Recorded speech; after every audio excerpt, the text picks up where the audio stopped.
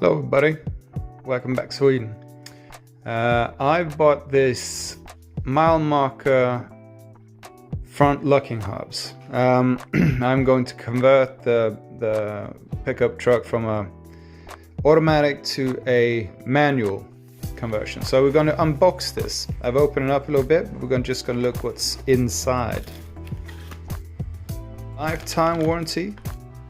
Too much grease will damage hubs. Check.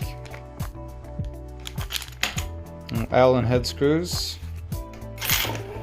locking rings, and for these I've also bought that, so I can get the other rings out. Alright, it's a video about this coming soon. See you guys.